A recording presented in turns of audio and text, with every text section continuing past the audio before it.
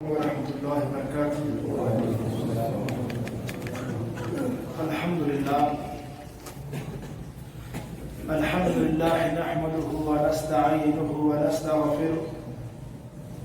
ونعوذ بالله من شرور أنفسنا ومن سيئات أعمالنا. من يهده الله فلا مضل له ومن يضلل فلا هادي له. ونشهد أن لا إله إلا الله وحده ونشهد أن سيدنا ومولانا محمدا عبده ورسوله. أما بعد فإن خير الحديث كتاب الله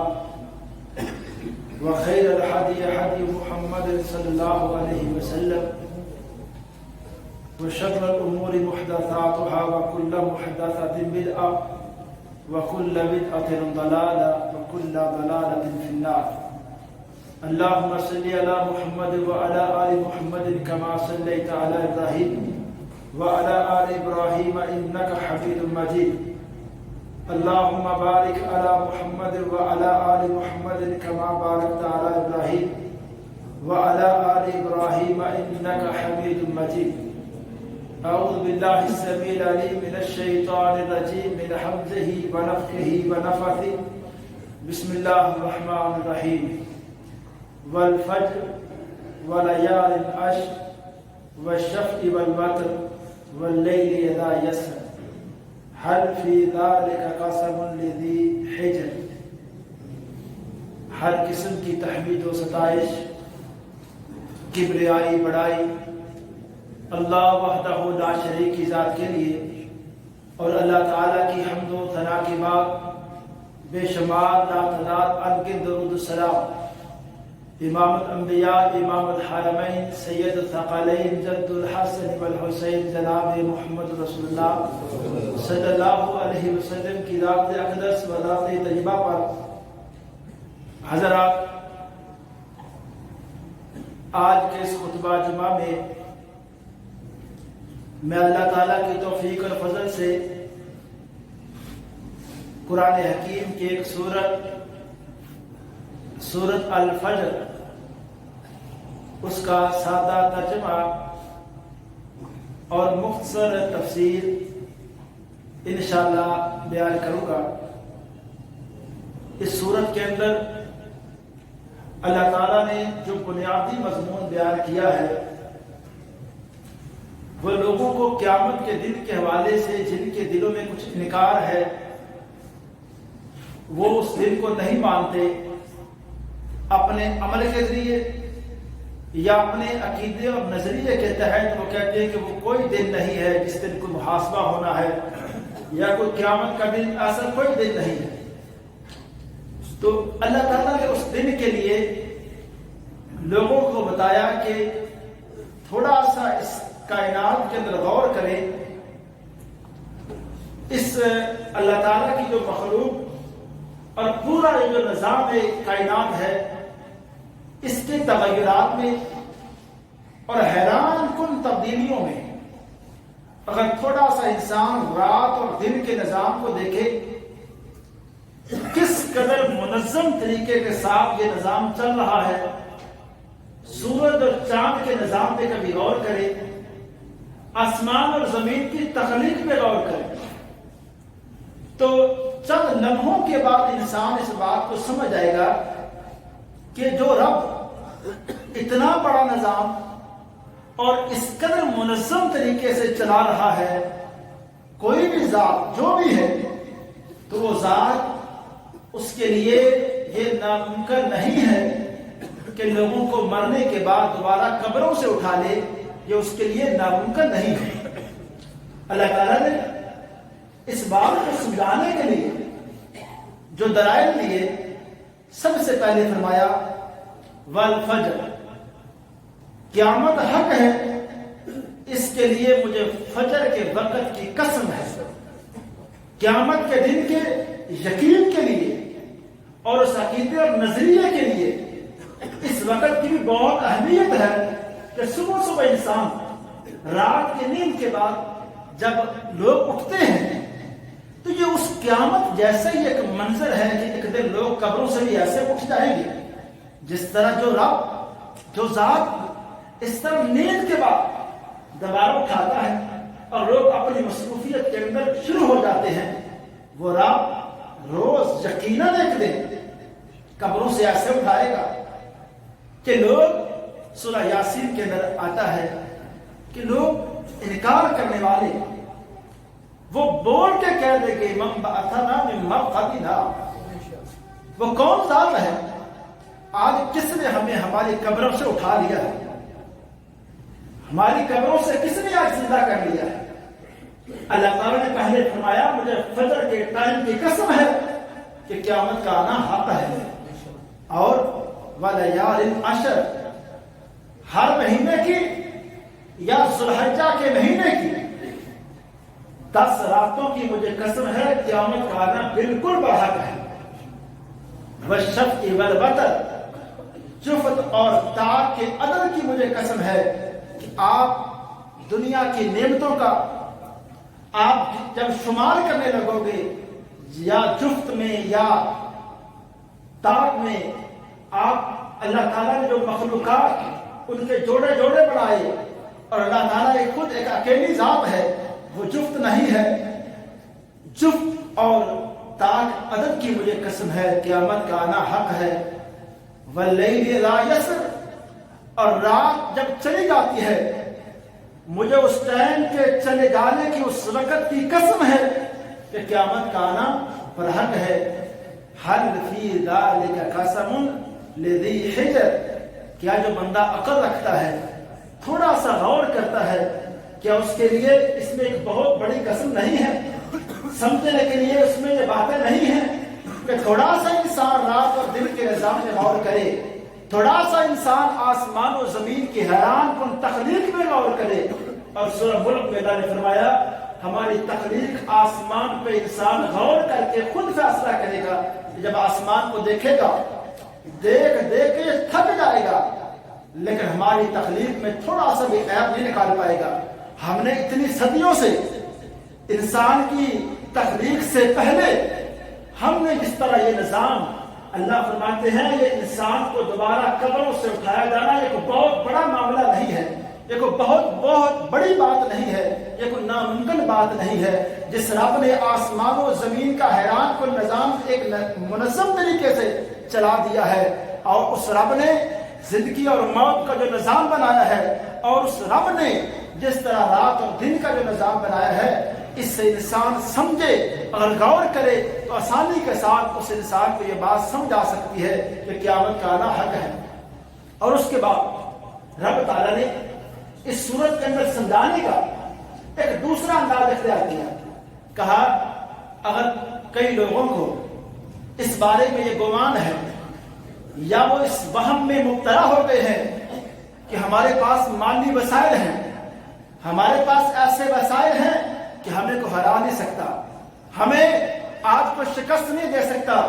ہمارے پاس ایسے جدید نظام، ایسے جدید وسائل موجود ہیں کہ آج ہم جو چاہیں کر سکتے ہیں، ہمارے راستے میں کوئی رکاوٹیں نہیں کھڑی کر سکتا، ہم جس پہ چاہے ظلم کر دیں، جس پر چاہے جو مرضی ہم اپنے آرڈر اپنے احکامات جاری کر دیں، ہمیں کو پوچھنے والا نہیں۔ اللہ کہتے ہیں اگر کوئی قوم، اگر کوئی شخص ایسے ارادے رکھتا ہے، ایسی سوچ رکھتا ہے، تو تھوڑا سا اپنے انسانی تاریخ پر غور کرے۔ انسانی تاریخ پر غور کرنے سے بھی ایسے واقعات اس دنیا کے اندر لوگوں کے سامنے ہیں جن پر غور کرنے سے انسان سمجھے گا کہ اللہ تعالیٰ نے جب اتنے بڑے بڑے لوگوں کو پکڑا ہے، ایسے بڑے بڑے ظالموں کا رستہ اللہ نے روکا ہے، ایسے بڑے بڑے ظالم اور اپنے آپ کو رب کہنے والے اور اپنی قوت پر فخر کرنے والے، جب اللہ تعالیٰ نے ان کو پکڑا ہے تو باقی آج کا انسان کس طرح اس تکبر میں یا اس فخر میں آ کے یہ بات کہہ سکتا ہے کہ ہمیں کو پکڑنے والا نہیں۔ اللہ تعالیٰ فرماتے ہیں تھوڑا سا انسان غور کرے، الم تر کیف فعل ربک بعاد، انسانی تاریخ میں ذرا انسان غور کرے کہ قوم عاد کے ساتھ تیرے رب نے کیا کیا تھا، قوم عاد کے ساتھ تیرے رب نے کیا کیا تھا، کبھی اس واقعہ کو دیکھ لے۔ ارم ذات العماد، وہ قوم عاد، وہ بڑے ستونوں والی وہ قوم، اور ایک عاد کا وہ مخصوص قبیلہ جس قبیلے کی طرف حضرت ہود علیہ السلام کو مبعوث کیا گیا تھا، یہ وہ قوم جس کے بارے میں قرآن پاک کے اندر ایک جب اور جگہ کیا اللہ تعالیٰ نے ارشاد فرمایا، اس قوم کی قوت کا جو نقشہ کھینچا، فرمایا فَأَمَّا عَادٌ، جو قوم عاد، اس کا جو تاریخ کے اندر ان کا ایک تعارف یہ ہے، فَاسْتَكْبَرُوا فِي الْأَرْضِ بِغَيْرِ حق، بغیر حق کے ظلم کا راستے اختیار کر کے اس قوم نے اس زمین میں تکبر کیا تھا، فخر کیا تھا اپنے قوت پہ، اپنے وسائل پہ۔ کہا وَقَالُوا مَنْ أَشَدُّ مِنَّا قُوَّةً، ان لوگوں نے کہا تھا آج اس دور میں، آج اس زمین پر قوت میں ہمارے برابر کون ہے؟ آج ہم سے زیادہ سخت کون ہے؟ آج ہم سے زیادہ وسائل کن کے پاس ہیں؟ آج ہم سے زیادہ دفاعی نظام کس کے پاس ہے؟ ان لوگوں نے ہر طرح سے کیوں وہ مضبوط گھر بنانے والے اور ایک لمبے قدوں والے، لمبے قد ان کے، اور ایک طاقتور قوم، انہوں نے کہا تھا کہ آج اس زمین پہ ہم سے زیادہ طاقتور قوم ہے۔ رب تعالیٰ نے ان کا جواب کیا دیا؟ کہا اولم یروا ان اللہ الذی خلقہم، کیا ان لوگوں نے اس پہ بات پہ غور نہیں کیا تھا کہ جس ذات نے ان کو پیدا کیا تھا، جس ذات نے ان کو پیدا کیا تھا، جو قوم آج یہ کہتی تھی کہ آج زمین پہ ہم سے زیادہ طاقتور کون ہے، ان لوگوں نے یہ بات کہتے ہوئے اس بات پہ غور نہیں کیا تھا کہ جس اللہ نے ان کو پیدا کیا ہے وہ اللہ ہوا اشد منہم قوہ، وہ اللہ ان سے زیادہ قوت والا ہے، وہ اللہ ان سے زیادہ پاور والا ہے۔ اور پھر اس اللہ نے وَقَالُوا بِآيَاتِنَا يَجْحَدُونَ، جب اس قوم عاد نے، اللہ فرماتے ہیں ہماری آیتوں کی، ہماری نشانیوں کی، کون سی نشانیاں؟ ہمارا آسمان یہ نشانی، ہماری یہ زمین اس نشانی کو، ہمارے سورج اور چاند کے اس نظام کو، ہماری انسان کی نظروں کے سامنے آنے والی نشانیاں، جن نشانیوں کو دیکھ کر اور ان میں تھوڑا سا غور کر کے ایک سادہ سا انسان سمجھ سکتا تھا کہ جو رب اتنا بڑا نظام چلا سکتا ہے تو یہاں ظالم کا رستہ بھی روک سکتا ہے، یہاں جب چاہے گا ایک ظالم شخص کا یا ایک ظالم قوم کے ظلم کو روک سکتا ہے، ان کا بدلہ ان کو بدلے سے یا ان سے انتقام لے سکتا ہے۔ اللہ تعالیٰ کے سامنے کوئی قوم کھڑی نہ ہو، کوئی اللہ تعالیٰ کے سامنے تکبر نہ کرے، تھوڑا سا انسان غور کرے، اس کو سمجھ آ جانی چاہیے اتنا بڑا نظام اس ذات نے چلایا ہے، ہم اس سے زیادہ قوت والے نہیں ہیں، ہم اس سے زیادہ پاور والے نہیں ہیں، ہم اس کے سامنے تکبر نہیں کر سکتے۔ اللہ تعالیٰ فرماتے ہیں یہ وہ قوم التی لم یخلق مثلھا فی البلاد، یہ قوم عاد ایک ایسی قوم تھی ان جیسا شہروں میں پیدا ہی نہیں کیا گیا، ایسی طاقت والی قوم، ایسی پاور والی قوم، لیکن فرمایا یہ تو قوم عاد ہے۔ وَثَمُودَ الَّذِينَ جَابُوا الصَّخْرَ بِالْوَادِ، اے لوگوں ایک اور بھی قوم تھی، قوم سمود، حضرت صالح علیہ السلام اس قوم کی طرف مبعوث کیے گئے تھے۔ اللہ فرماتے ہیں اے لوگوں یہ قوم صالح، قوم سمود کے وہ نشانات سعودی عرب کی سرزمین میں ابھی بھی ہیں، آج بھی پہاڑ ہیں لیکن آج وہاں رہنے والا کوئی نہیں ہے، آج بھی اس قوم کے نشانات ان کے گھروں کے پہاڑوں کو تراش کر، ان کے پاس ایسے وسائل، ایسی ٹیکنالوجی اس وقت صدیوں پہلے موجود تھی کہ پہاڑوں کو تراش کر وہ اپنی بلڈنگیں، اپنی عمارتیں بناتے اور اس پہ فخر کرتے کہ ہم سے زیادہ طاقت والا کون ہے، ہم سے زیادہ وسائل کس کے پاس ہیں کہ ہم نے پہاڑوں کو تراش کر ان کے اندر گھر بنا لی ہیں، ہمیں کون پکڑے گا، ہمارے پاس کیسے کوئی آئے، ایسی قوم آئے گی، ایسا کوئی طاقتور آئے گا کہ آج ہمارے گھروں کو گرا دے گا یا ہمارے گھروں میں کوئی آ کر ہمارے گھروں کو تہس نہس کر دے گا۔ کون ہے؟ وہ کہتے تھے کہ ہماری طاقت، ہمارے وسائل، ہمارا مال و دولت، ہماری طاقت، ہمارے ٹیکنالوجی، وسائل، سب پہ وہ فخر کرتے تھے۔ اللہ فرماتے ہیں وَثَمُودَ الَّذِينَ جَابُوا الصَّخْرَ بِالْوَادِ وَفِرْعَوْنَ ذِي الْأَوْتَادِ، اے لوگوں، پہاڑوں کو تراش کر رہنے والی وہ قوم سمود، ہم نے جب ان کو پکڑا تو اللہ فرماتے ہیں قرآن پاک کے اندر ایک اور جگہ پہ کہ ہم نے کوئی بڑا لشکر نہیں بھیجا، ہم نے فرشتوں کی بڑی جماعت نہیں بھیجی، ایک چیخ، صرف ایک چیخ کے ساتھ ہم نے اس طاقت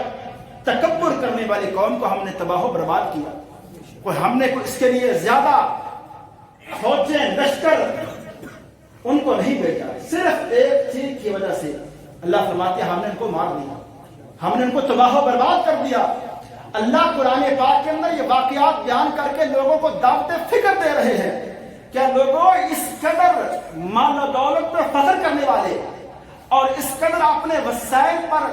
ہر روز لمحہ لمحہ باتیں کرنے والے اور اس پر اترانے والے، ہم نے ان کے ساتھ کیا کیا ہے؟ اس وقت جب ہم نے ان کو پکڑا ان کے وسائل کام نہیں آئے، ان کی طاقت وہ ان کا فخر اس وقت ان کے بالکل کام نہیں آیا۔ فرمایا اے لوگوں، ایک تیسرا واقعہ بھی تاریخ میں سمجھو، اس پہ بھی غور کرو۔ وَفِرْعَوْنَ ذِي الْأَوْتَادِ، وہ میخوں والا فرعون جو اپنے آپ کو دنیا میں رب ہونے کا دعویٰ کرتا تھا، کہتا تھا استغفر اللہ انا ربکم الاعلی، میں دنیا میں سب سے بڑا اور سب سے بلند اللہ میں ہی رب ہوں، مجھ سے زیادہ مجھ سے بڑا کوئی نہیں ہے، وہ دعوے کرنے والا۔ اب دیکھیں اس فرعون کا حشر قرآن پاک کے اندر اللہ نے اس کا بھی نقشہ کھینچا ہے۔ اس فرعون کو غرق کرنے کے لیے، اس کو ختم کرنے کے لیے اللہ تعالیٰ نے وہاں بھی لوگوں کو دعوت فکر، اس فرعون کو غرق کرنے کے لیے، اس کو ختم کرنے کے لیے اللہ تعالیٰ نے وہاں بھی لوگوں کو دعوت فکر دی کہ ہم نے اس کے لیے بھی کوئی زیادہ وسائل کا استعمال نہیں کیا، ہم نے یہاں بھی کوئی بڑے فرشتوں کی جماعت نہیں بھیجی، پانی کے اندر غرق کر کے ہم نے اس کو مارا۔ جو یہ دعوے کرتا تھا کہ میری دنیا میں بڑی پاور ہے، جب ہم پانی اس کی طرف آیا، دیکھیے اللہ کہتے ہیں لوگ تھوڑا سا غور کریں، جب ہم نے چاہا، جب ہماری منشا تھی، جب ہماری چاہت تھی، اسی پانی میں سے، اسی دریا میں سے ہم نے اپنے موسیٰ کو اور موسیٰ کے ساتھیوں کو اسی دریا سے گزارا، اور جب ہم نے نہیں چاہا، اس فرعون کے لیے جو فرعون اپنے آپ کے لیے دعوے کرتا تھا، جب ہم نے نہیں چاہا وہ پانی کو وہ نہیں روک سکا، جب ہم نے چاہا ہم نے روکا، جب اس نے چاہا تو وہ روک نہیں سکا، اور پھر اس پانی میں ایسا غرق ہوا، مصر کی سرزمین میں وہ مثال بن کے رہ گیا، اور آج اس کا واقعہ، اس کا وہ پورا طریق ساز وہ قصہ لوگوں کے سامنے، کون یہ کہہ سکتا ہے کہ وہ فرعون جو خود کو رب کہنے والا، وہ حکمران، وہ بادشاہ، پوری دنیا میں حکمرانی کرنے والا، اپنے وسائل پہ فخر کرنے والا، اللہ کہتے ہیں جب ہم نے چاہا اس کو پانی میں غرق کیا۔ اے لوگوں، اب بھی کوئی ہے جو 4 مربوں زمین پہ فخر کر کے کہے کہ مجھے کوئی پوچھنے والا نہیں، جو 4 مرلے زمین کا مالک بن کے کہے کہ میں اس پہ چاہوں ظلم کر دوں، بیٹی کا حق کھا جاؤں، بہن کا حصہ مار جاؤں، مجھے کو پوچھنے والا نہیں، کوئی ایسا ہے؟ اللہ کہتے ہیں جب ہم فرعون کو پکڑ سکتے ہیں، سمود جیسی قوم کو پکڑ سکتے ہیں، عاد جیسی قوم کو تباہ و برباد کر سکتے ہیں، تو اے انسان تو کوئی غور کرے، فکر کرے کہ اگر کوئی چند پیسوں کے لیے اپنے ایمان کو بیچے، چند پیسوں کے لیے بھائی سے رشتہ ختم کر دے، اور اپنے تھوڑے سے وسائل پہ ایسا غرور، ایسا متکبر مان کے بیٹھ جائے کہ دنیا میں اگر وہ بات کرے، یتیموں کے ساتھ بات کرے، غریبوں کے ساتھ بات کرے، اپنے غریب رشتہ داروں سے بات کرے، تکبر کے ساتھ بات کرے، فخر کے ساتھ بات کرے، اور کہے جس پر چاہے میں جو الزام لگا دوں، جس کو چاہو جو لفظ بول دوں، جس پر چاہوں جس کو چاہوں بے عزت کر دوں، اور میں سمجھوں کہ میرے پاس مال ہے، میرے پاس ایک بڑا عہدہ ہے۔ اللہ کہتے ہیں بڑے بڑے عہدے والوں کو ہم نے اس دنیا کے اندر غرق کیا ہے، ان کا خاتمہ کیا ہے۔ تو انسان تھوڑا سا غور کرے، اتنے بڑے بڑے ظالموں کو جس رب نے پکڑا ہے، تو کوئی انسان اس زمین میں اپنے وسائل، اپنے مال و دولت، اپنے منصب، اس پر فخر کر کے اس دنیا میں فساد برپا نہیں کر سکتا۔ اور فرمایا جب قوم سمود نے، جب فرعون نے، جب اس قوم عاد نے دنیا میں گناہ شروع کیا اور گناہ کے اس درجے پہ پہنچے، فَأَكْثَرُوا فِيهَا الْفَسَادَ، انہوں نے زمین میں فساد برپا کیا، ہماری مخلوق کو ایسا پریشان کیا، اذیت سے دوچار کیا، تو پھر کیا ہوا؟ قرآن کے الفاظ آپ اس کا ترجمہ سماعت فرمائیں اور قرآن کے لفظوں کو پہلے سنیں۔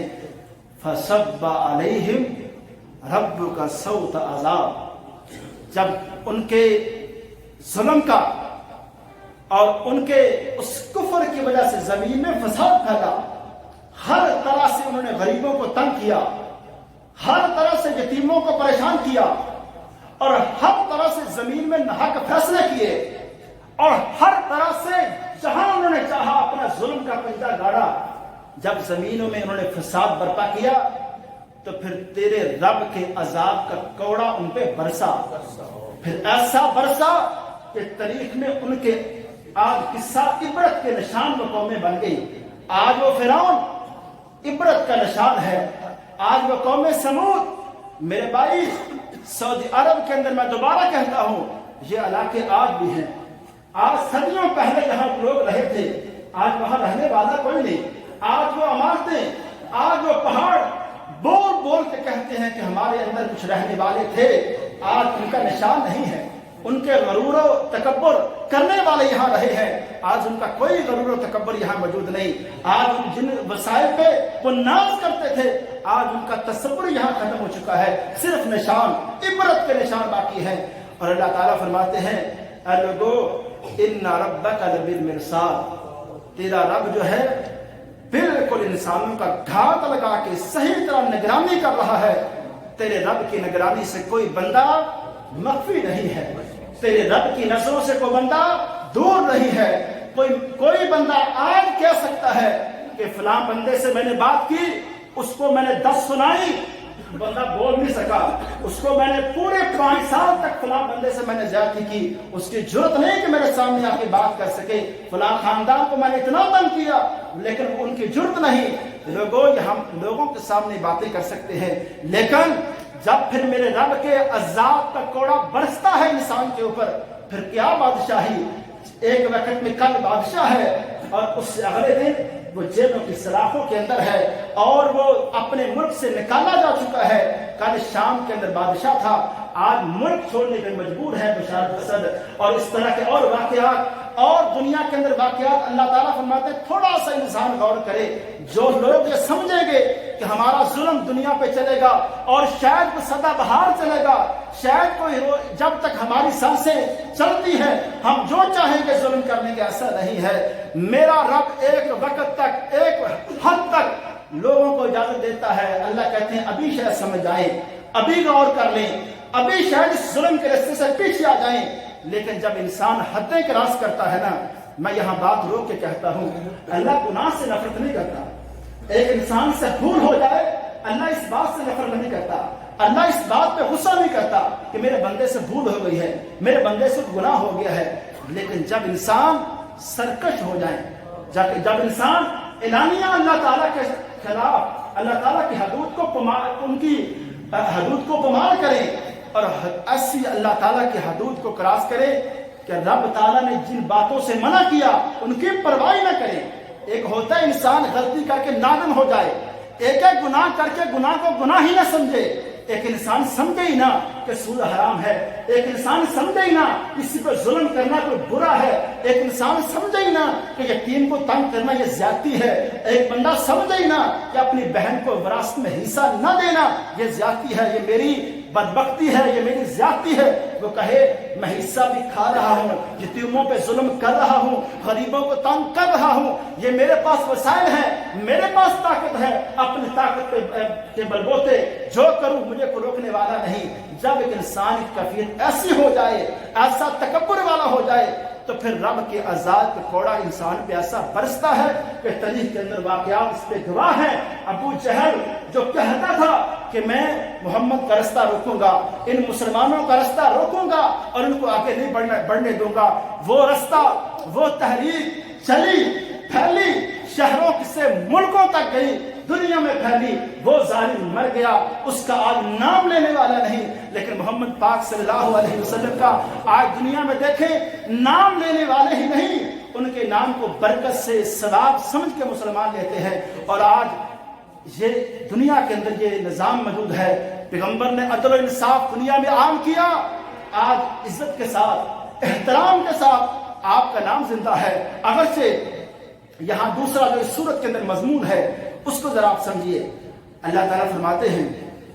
انسان کی طبیعت ایسی ہے اور انسان کا رویہ ایسا ہے، جب انسان ظلم کرتا ہے، زیادتیاں کرتا ہے، تکبر کرتا ہے، اس کے پیچھے اصل حقیقت کیا ہے؟ ذرا دیکھیے اس صورت کے اندر فرمایا فَأَمَّا الْإِنسَانُ إِذَا مَا ابْتَلَاهُ رَبُّهُ فَأَكْرَمَهُ وَنَعَّمَهُ فَيَقُولُ رَبِّي أَكْرَمَنِ۔ جب انسان کو ہم تھوڑا سا کچھ آزمائیں اور رب اس کو ایسا آزمائے کہ مال دے کے آزما دے، اس کو عزت والا کو مقام دے دے، کو اچھا منصب دے دے۔ جب اللہ کہتے ہیں ہم مال دے کے آزمائیں، بڑا منصب دے کے آزمائش کریں،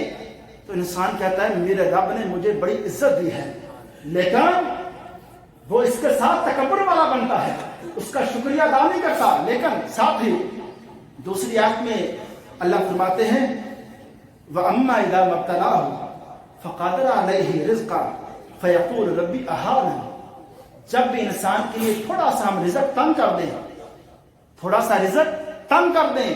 تو انسان کہنے لگتا ہے کہ میرے رب نے مجھے ذلیل کر دیا، رسوا کر دیا۔ ان دو آیتوں کے اندر ایک بہت بڑا ایک نظریہ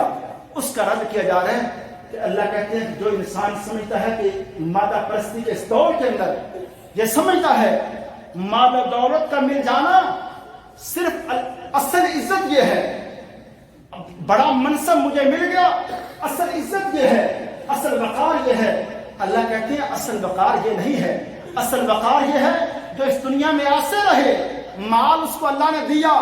یا مال نہیں دیا، مال دیا تو شکر کر کے دکھائے، اگر مال نہیں دیا تو صبر و قناعت کر کے دکھائے۔ اللہ کہتے ہیں کہ یہ کامیاب انسان وہ ہے، نہ کہ صرف انسان نے جو معیار بنا لیا ہے کہ کامیاب انسان وہ ہے، عزت والا انسان وہ ہے جس کے پاس مال ہے، جس کے پاس بڑا منصب ہے وہ عزت والا ہے، اور جس کے پاس مال نہیں ہے، بڑا منصب نہیں ہے، وہ عزت والا نہیں ہے۔ یہ معیار اللہ کہتے ہیں ہم نے انسان کے لیے نہیں رکھا، یہ لوگوں نے آپس میں رکھ لیا ہے، متعین کر لیا ہے۔ عزت اور عزت کا، شہرت کا یا ذلت و رسوائی کا معیار انسان نے مال و دولت کو بنایا ہے، ہم نے انسان کے لیے یہ والا معیار نہیں بنایا، بلکہ ہم نے تو دنیا کے اندر مثال قائم کر دی ہے اور بتایا ہے کہ محمد کریم صلی اللہ علیہ وسلم کو اللہ کہتے ہیں ہم چاہتے احد جیسا پہاڑ ہم سونے کا بنا کے دینا چاہے دے سکتے تھے، لیکن لوگوں کے سامنے، اس امت کے سامنے ہم نے ایک رول ماڈل ایسا پیش کیا، ہم جس پہ راضی بھی تھے، ہم نے ان کو عزتوں سے بھی نوازا اور ایسی عزتوں سے نوازا، ان کا نام لینا درود ان پہ پڑھنا، یہ ثواب کا کام رکھا گیا امت مسلمہ کے لیے۔ کہا لوگوں ایسی عزت والی شخصیت کو ہم نے کتنا مال دیا، ہم نے دنیا ان کے لیے کیسی کھولی، ہم نے ان کو خوشحال زندگی نہیں دی اس دنیا کے اندر، تو کیا لوگ یہ سمجھیں کہ محمد کریم صلی اللہ علیہ وسلم اس دنیا میں کامیاب نہیں رہے؟ ہم یا اللہ ان پہ راضی نہیں تھا، یا اللہ نے ان کو اس تو مقام سے نوازا نہیں؟ اللہ نے اس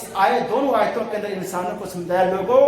مال و دولت کا آ جانا یہ اللہ کی طرف سے عزت والا مقام نہیں ہے، یہ عزت اور ذلت کا معیار نہیں ہے۔ اور اس کے بعد انسانوں کو سمجھانے کے لیے اللہ تعالیٰ نے قیامت کا ایک نقشہ کھینچا ہے، کہا جو مال و دولت کے اندر پڑھ کے عام لوگوں کا رویہ یہ ہے کہ یتیموں کو تنگ کرتے ہیں اور وراثت میں بہنوں کا، بیٹوں کا، باقی رشتہ داروں کا حق کھاتے ہیں۔ اللہ فرماتے ہیں ایسے لوگوں کو فکر ہونی چاہیے کہ ایک دن ایسا آئے گا وَجَاءَ رَبُّكَ وَالْمَلَكُ صَفًّا صَفًّا، تیرا رب قیامت کے دن آئے گا، فرشتے صف در صف بھی اللہ کے سامنے پیش ہو جائیں گے۔ وَجِيءَ يَوْمَئِذٍ بِجَهَنَّمَ يَوْمَئِذٍ يَتَذَكَّرُ الْإِنسَانُ وَأَنَّىٰ لَهُ الذِّكْرَىٰ۔ اس دن جب انسان اپنی آنکھوں کے سامنے جہنم کو آتے دیکھے گا، اس حشر کے میدان میں جہنم کو لایا جائے گا